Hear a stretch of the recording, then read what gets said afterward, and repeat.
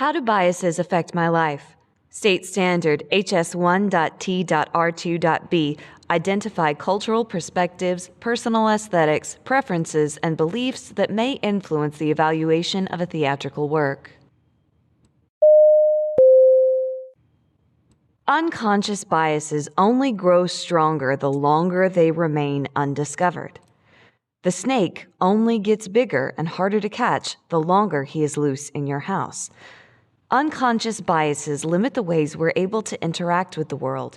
We miss out on some wonderful people, cool things, interesting places, and exciting ideas because we reject them before they give us a chance. Or because of our unconscious positive biases toward our tribes, we might give bad people a second chance even if they hurt us or others, keep junk that adds no value to our lives, fail to see things that need fixing in our hometown, state, or country, hang on to wrong-headed ideas because we aren't able to benefit from new information.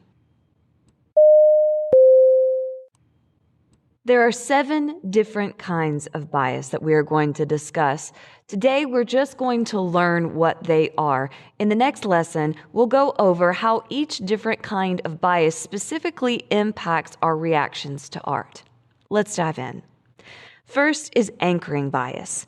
Anchoring bias means we tend to believe the first thing that we hear about a new topic.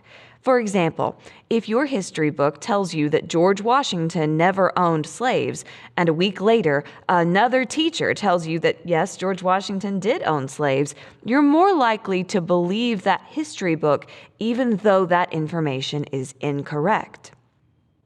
Availability bias means that we tend to believe the information that we hear the most.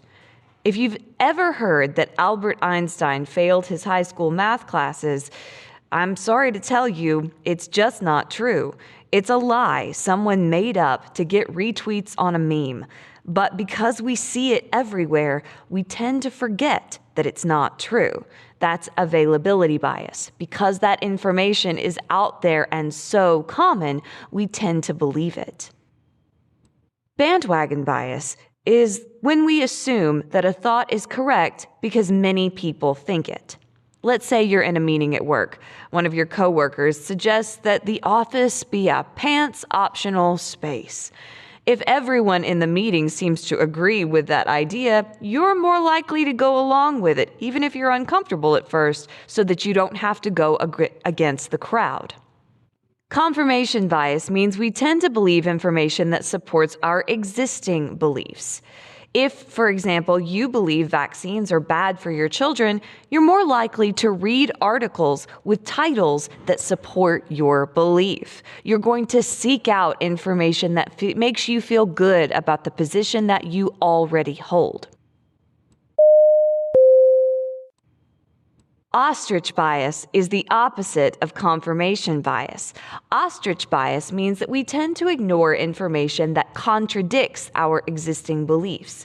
So if you believe that vaccines are bad for your children, you're more likely to read articles whose title seems like it's going to support your belief. We seek out things that reinforce and make us feel good about our existing beliefs. But we also avoid things that we think are going to make us feel badly about our existing beliefs. So if you believe vaccines are bad for your children, you are more likely to ignore articles with titles that seem like they're trying to disprove your existing beliefs. Personal bias means that we tend to believe that our tribal attitudes are superior to other groups.